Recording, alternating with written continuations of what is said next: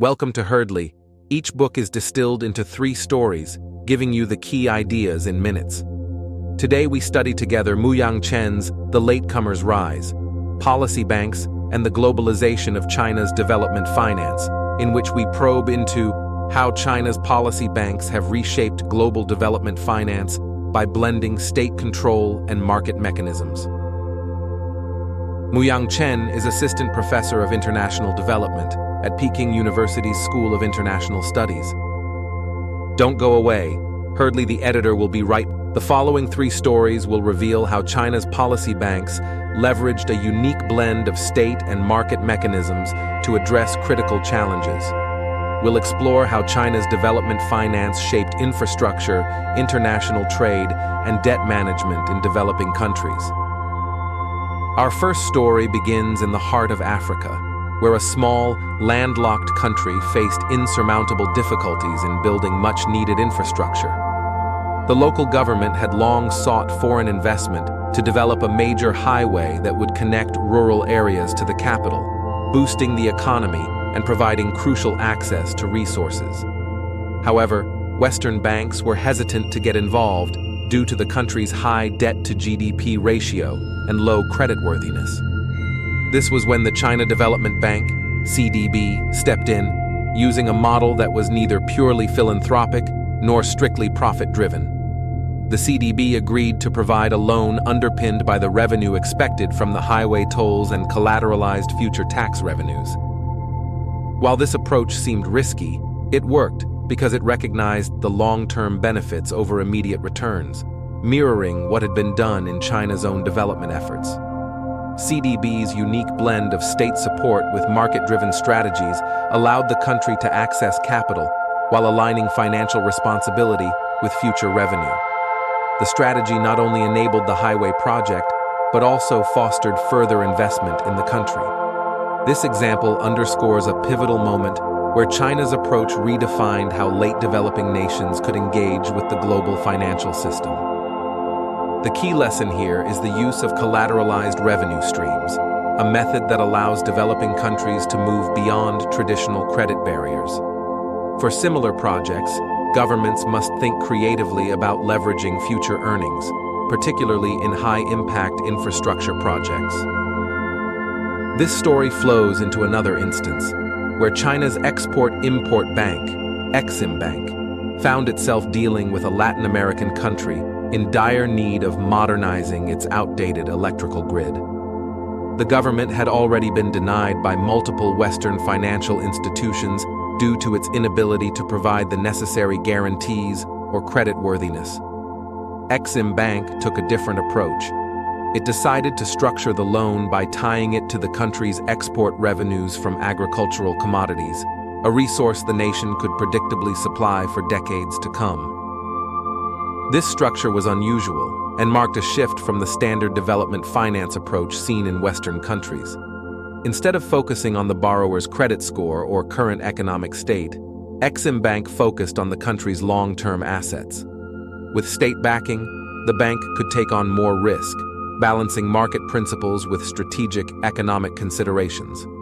In doing so, China helped the country secure the much-needed investment, while simultaneously opening new markets for Chinese suppliers who provided the grid infrastructure. The approach here teaches us that thinking beyond short-term risk and looking at the long-term viability of a nation's assets can unlock opportunities that would otherwise be ignored by conventional financiers. By tying the loan to a country's dependable resources, policymakers can create a structure that works both for the lender and the borrower. This leads us naturally into the final story, where debt relief, rather than new financing, became the issue. In Southeast Asia, a country facing significant debt repayment struggles after years of investment in large infrastructure projects sought debt forgiveness from international creditors. However, while Western institutions like the International Monetary Fund, IMF, and the Paris Club leaned toward offering partial debt relief, China's policy banks offered a different solution. Instead of writing off the debt, China proposed refinancing the loans, extending the repayment terms, and allowing the country to continue servicing the debt through state-backed revenue flows. This alternative method kept the country from falling into default while maintaining its financial obligations.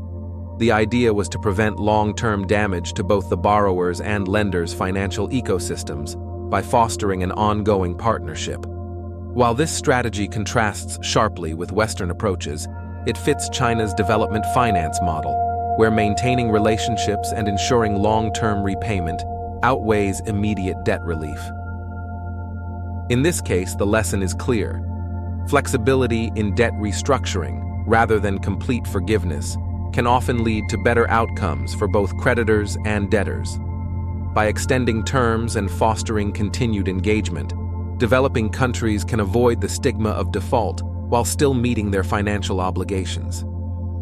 Through these stories, we see that China's policy banks don't operate by traditional Western rules. Instead, they utilize a blend of state control and market mechanisms to reshape how development finance can work. They focus on long-term asset-backed projects, create innovative loan structures, and prefer ongoing relationships over debt forgiveness. These strategies have allowed China to support countries that might otherwise be excluded from the global financial system. As the editor of Herdley, through these lessons, we can begin to understand how future development financing may rely on more flexible, long-term structures that go beyond short-term risk assessments and look towards sustainable partnerships. Each story comes from the most representative real-life cases. China's policy banks have fundamentally reshaped global development finance by merging state control with market mechanisms, offering a distinctive approach compared to Western counterparts. This unique model allows them to support high-risk projects that conventional banks shy away from, with long-term strategies that align financial responsibility with future revenues. A particularly striking example comes from a Central Asian country struggling to develop its natural gas industry. Western banks, citing environmental concerns and financial instability, withdrew support for the necessary pipeline project. However, the China Development Bank stepped in, structuring the deal around future gas exports, which would repay the loan over a decade. By focusing on the long-term value of the country's resources, CDB managed to secure both the project's funding and China's access to a vital energy source. This method, leveraging state-backed revenue streams, enabled a project that would have otherwise remained unfulfilled. This story emphasizes how China's banks operate on a fundamentally different financial logic, creating opportunities where others see risk. Their ability to balance commercial interests with state-backed initiatives has allowed them to redefine development finance in the 21st century. The key takeaway is clear. China's policy banks offer a new paradigm for development finance, one that blends the best of state control and market mechanisms to achieve long-term